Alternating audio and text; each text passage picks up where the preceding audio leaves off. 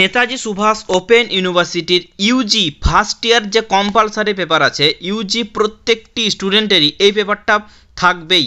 এটা হচ্ছে AES 21 অর্থাৎ কম্পালসারি পেপার।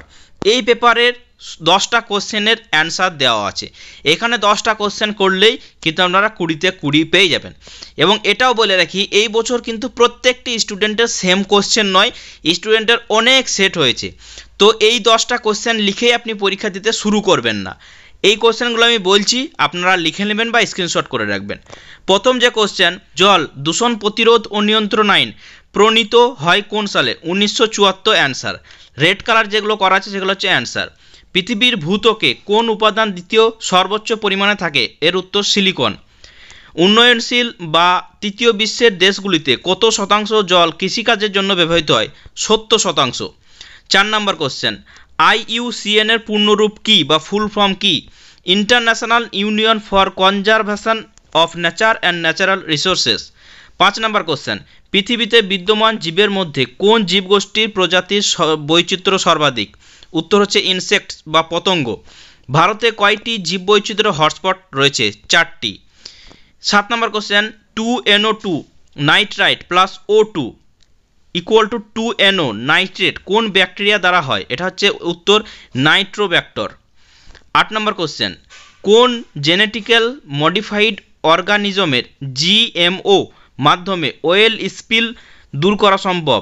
উত্তর হবে পি পুটিদা। 10 নম্বর কোশ্চেন, এক ডপসন ইউনিট একক বায়ুমণ্ডলে চাপে ওজনের স্তর কত? এর উত্তর হচ্ছে 0.01 mm। এই প্রসঙ্গে জানিয়ে রাখি, যেহেতু প্রত্যেকটি স্টুডেন্টের কোশ্চেন্সের সেট হয়েছে প্রচুর, প্রত্যেকটি স্টুডেন্টের কোশ্চেন মিলবে না।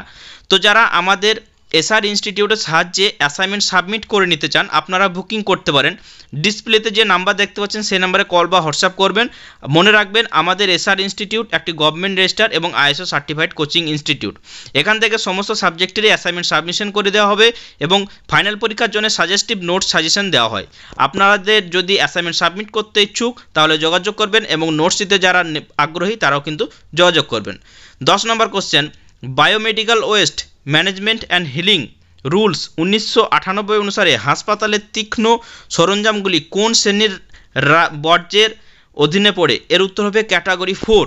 এখানে এই যে পরিবেশবিদ্যার উত্তরটা দেওয়া হলো, এখানে স্ক্রিনশটও কিন্তু আপনাদের অ্যাটাচ করে দেওয়া আছে। এখানে দেখুন, ফুল মার্কস 20, মার্ক অবটেন 20, অর্থাৎ 20তে 20 কিন্তু পেয়েছে।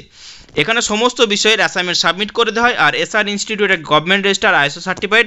যাদের এসআর ইনস্টিটিউটের কাছে নোট সাজেশন অ্যাসাইনমেন্ট নেবেন তারা অবশ্যই এই কল বা হোয়াটসঅ্যাপ নাম্বারে যোগাযোগ করবেন। এবং ভালো মার্কস পাওয়ার ক্ষেত্রে একমাত্র বিশ্বাসযোগ্য প্রতিষ্ঠান হচ্ছে এসআর ইনস্টিটিউট। ধন্যবাদ।